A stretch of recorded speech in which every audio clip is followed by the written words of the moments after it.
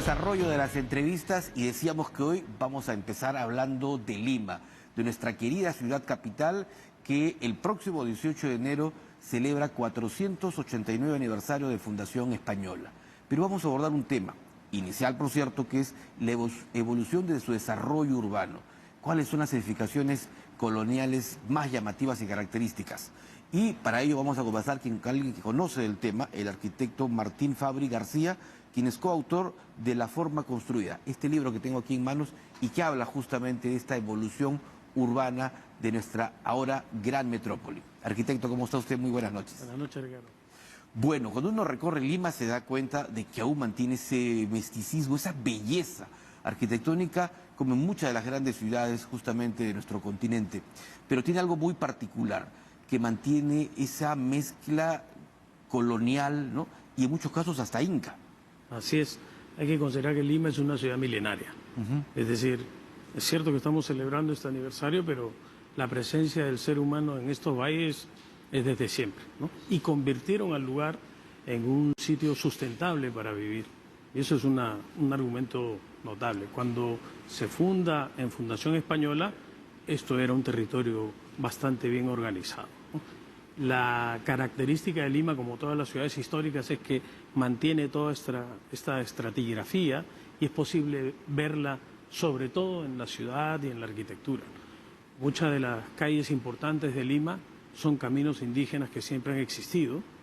Muchos de los barrios que tenemos tienen muchos años de fundados y el paisaje de Lima es un paisaje que históricamente se ha mantenido, a pesar de la ocupación que hemos realizado en los valles de la ciudad. Esta evolución empieza desde el siglo XVIII, XIX. Digamos que Lima se organiza como un territorio urbanizado ya desde antes de la presencia Española. de los españoles. Tienes un núcleo urbano muy importante en torno a lo que es la ciudad universitaria de San Marcos y la Universidad Católica, ¿no? La zona Maranga. Luego tienes una serie de núcleos religiosos alrededor que se conectaban muy bien y cuando llega a la Fundación Española obviamente encuentra esta gran organización y decide controlar el lugar en donde salen los cursos de agua del río Rímac, que eran lo que le daban vitalidad al valle, y construir esta cuadrícula de 9 por 13 manzanas cuadradas. La estructura urbana de la Fundación Limeña es originaria y además fundacional para el resto de ciudades de Sudamérica. Por lo tanto, esta estructura de manzanas cuadradas con una plaza mayor que también es una forma cuadrada, es lo que va a servir de modelo urbanístico para ciudades como Tucumán, Concepción y todas las ciudades sudamericanas. ¿Y el aporte español en este proceso cuál ha sido? Bueno, la organización de esta geometría no solamente era a través de la forma, sino a través de la estructura de la ciudad a partir de estos barrios que eran organizados normalmente por las parroquias y que generan esta especie de identidad de la ciudad, ¿no? Cuando tú recorres Lima, la vas a recorrer seguramente identificando los barrios en relación a la estructura religiosa que tenía la ciudad. Y además, la presencia de los pueblos indígenas en el entorno, ¿no? La estructura incluía la presencia de la población indígena en estos núcleos urbanos periféricos a la ciudad y todas las ciudades peruanas se estructuran así. Si tú visitas Arequipa, frente al Chili tienes Yanaguara, si vas al Cusco tienes Santiago, los barrios periféricos. Y en el caso de Lima, Pueblo Libre, el Rímac, San Salvador de Pachacamac, San Pedro de Caraballo, todos fueron poblaciones que se estructuraron en torno al núcleo central de la ciudad. Correcto. Ahora, la Lima que tenemos en la actualidad recoge muchas edificaciones antiguas que datan de un siglo, poco más de un siglo. Hoy, por ejemplo, el diario El Comercio nos muestra en su sección cultural, económica, detalles de cómo se está planificando recuperar gran parte incluso de esas edificaciones, de la Quinta Jeren y entre otras. ¿Cuál es la característica que podemos ver ahora de esta Lima colonial? ¿Cuál es la arquitectura que caracteriza a nuestra ciudad, a nuestra metrópoli? Bueno, permanece una gran cantidad de edificios. Para empezar, la mayoría de la arquitectura religiosa de los grandes complejos religiosos, porque no solamente son las iglesias, sino la estructura de los claustros. Los grandes conventos, ¿no? Así es, así es. Son de la mayor dimensión, por lo menos en Sudamérica. Lo segundo que tienes es una gran red de barrios estructurando las grandes casas palaciegas que tenía Lima, la estructura de las calles formando esta cuadrícula lineal y las infracciones que sufren estas manzanas a partir de estas pequeñas plazas, atrios, que sirvieron de lugar de encuentro social. Lima era una gran plataforma social, en donde lo que hacía la gente era encontrarse, hacer conexiones, compartir, pensando que era una ciudad muy enclaustrada en el sentido del uso del espacio. Estas plazas eran importantísimas y hoy las estamos viendo con un gran valor urbanístico y recuperando, ¿no? En ese sentido, el trabajo que hace ProLima me parece notable y de rescatar, ¿no? Se están recuperando muchas edificaciones antiguas que datan de la época de la colonia, en donde una característica era el tipo de construcción y además el material, ¿no? La quincha y el adobe, que han sido, digamos, los elementos principales, pero además Lima es una ciudad de muchos terremotos, ha soportado, pero estas edificaciones también han tenido una característica, no se ha venido abajo. Y si uno nota, porque yo en algún momento he visto o he sido testigo de temblores en el interior de alguna quinta o solar, demuestra que sus estructuras tienen una unión, pero impresionante por su amplitud. Justamente la lógica del adobe y la quincha que tú mencionas es un gran descubrimiento para ciudades como Lima. Un primer nivel muy denso, muy pesado, y un segundo nivel muy flexible. Así es. Que permite mantener la estabilidad de la estructura. Seguramente se va a mover, pero ahí tienes el ejemplo que han subsistido muchos años. Entonces, pensar en Lima como construcción ha significado pensar en algo que probablemente tengas que ir renovando permanentemente, manteniéndolo para poder tenerlo en pie. Y son ejemplos importantes que han sobrevivido muchísimos años, ¿no? Y la forma construida, este libro del cual usted es coautor, habla justamente de 10 ensayos sobre edificios canónicos en Lima. ¿Cuáles principalmente? Bueno, con mi colega Octavio Montestruque nos hemos dedicado en esta ocasión a observar la Lima moderna, que también es una gran porción de la ciudad, claro, que a veces no la pasamos desapercibida o no la vemos como parte de nuestra propia historia.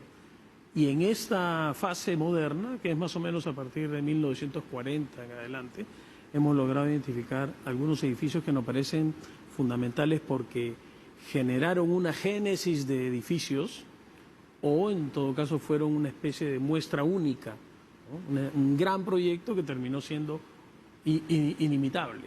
¿Cómo Y estos, cuáles?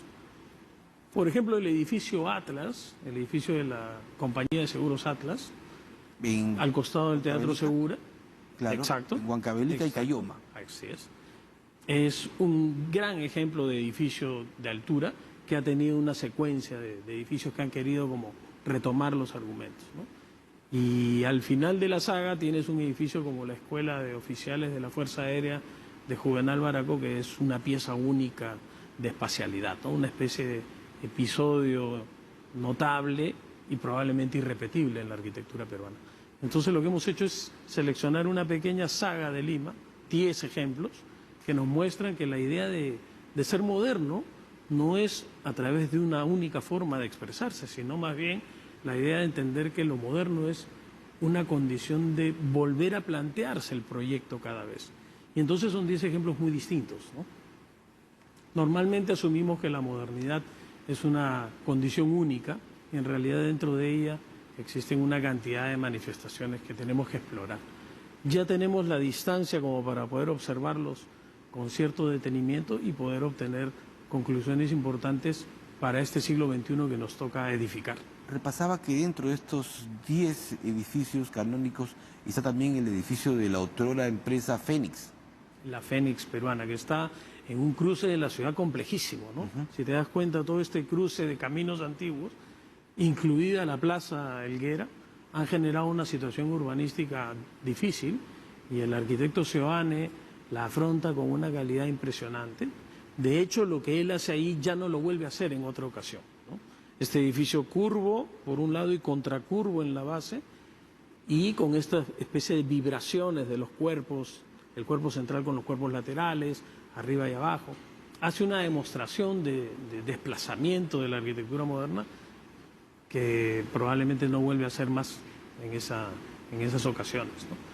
Tienes cosas como el edificio Ajax de Emilio Soller en San Isidro, que es un pequeño edificio de departamentos, pero que permite conectarnos culturalmente con la cultura andina, con la tradición arquitectónica andina, pero no imitando la forma.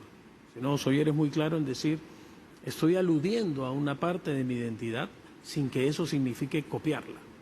Y termina siendo una pieza también notable, que terminó siendo Premio Nacional de la Arquitectura y todos estos reconocimientos, ¿no? Arquitecto Fabri, y la actual arquitectura, el actual desarrollo urbano de Lima está siempre hacia arriba. Va a ser necesario densificar, ¿no? Porque en realidad nuestra ciudad, para el número de personas que viven en ella, tiene una extensión muy grande. Ha generado un fenómeno de conurbación que ha ido consumiendo las zonas que tenía alrededor, las ha ido incorporando a la lógica urbana, y eso puede ser un peligro para la ciudad, ¿no? Hace unos años tú más o menos conocías los límites de la ciudad, hoy eso puede variar permanentemente. Por lo tanto, es casi urgente pensar en la Lima moderna como una forma de patrimonio, como una forma de preservar y una estrategia de ver qué es lo que hacemos en los próximos años para que esta ciudad sea todavía vivible, ¿no? ¿Y hacia dónde podemos apuntar? Bueno, habría que hacer una revisión de la condición del paisaje, ¿no? Siempre se habla de Lima como de espaldas al mar, Lima que ocupa mal el río, que tiene unas quebradas peligrosas. Entonces creo que esa es la base, pensar el territorio que ocupamos, retirar esta falsa idea de que es un desierto, porque en realidad son tres valles, el del Rímac, el del Chillón y el del Lurín. Ambos, Chillón y Lurín, con un gran peligro del impulso inmobiliario que tenemos que controlar, y además estamos frente al mar, que es una condición vital para la ciudad. Pero tenemos otro enemigo que en cualquier momento puede aparecer, que es un gran sismo. También eso es una condición de emergencia que tiene la ciudad y de la cual nunca vamos a salir. Es decir, siempre vamos a estar en un territorio con alta sismicidad. Y eso hace inclusive más urgente pensar que las autoridades, la estructura de administración de la ciudad tenga que tener una forma de conexión, ¿no? Tenemos muchos pequeños distritos con muchas autoridades y hay que empezar a buscar alianzas estratégicas entre los distritos y la empresa privada, y además otorgarle algunas herramientas de gestión al vecino, ¿no? Porque el vecino también se mantiene de alguna manera al margen con respecto a lo que ocurre en la ciudad, y lo que tiene que empezar a hacer es asumir responsabilidades. Sin duda. Y esperemos una pronta recuperación de esa Lima histórica que aún se mantiene de pie, pero con algunas dificultades. Ojalá que sea así.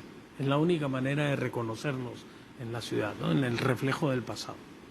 Y esas grandes edificaciones que tiene Lima y que están vacías, ¿no? En realidad, grandes edificios como el Cabero Dubois, que fue el gran edificio noticioso y periodístico de Lima en los 70, que ahora es prácticamente un edificio vacío. Sí, tenemos mucha arquitectura que está subutilizada. Sí, pues. Perfecto. Muchísimas gracias por haber venido esta noche. ¿Dónde encontramos la forma construida, arquitecto? Lo tienen disponible en el fondo editorial de la universidad, de la UPC, en formato de papel y también en ebook, y en las librerías universitarias. En Libún también lo tienen disponible. Para todos quienes quieren saber algo más de Lima, pero sobre todo para quienes siguen la carrera de arquitectura. Es un libro muy útil para estudiantes porque tiene mucho material gráfico, Sí, sí, claro. mucho material de análisis, y creo que a todo el mundo la arquitectura siempre le va a resultar una disciplina afín en la medida en que vivimos envueltos de arquitectura. Así que creo que es recomendable para todo público. Muchísimas gracias, arquitecto Martín Fabri García, pero lo invito antes que se retire a mirar las cámaras de TV Perú, porque vamos a ver parte justamente de ese pasado de nuestra gran Lima. Ahí está, ese es el gran cine Excelsior. El Excelsior debe ser, calculo yo, de los 70 aproximadamente, ¿no? Por la fotografía blanco y negro, con una película de los Beatles en Socorro, justamente.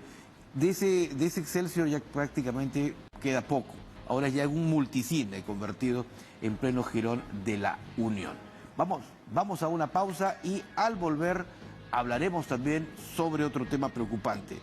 Se cumplen 2 años justamente del desastre ecológico, el derrame de petróleo en el mar de Ventanilla. Hablaremos con la representante de la Defensoría del Pueblo, Katia Bocanegra. Eso y más al retorno.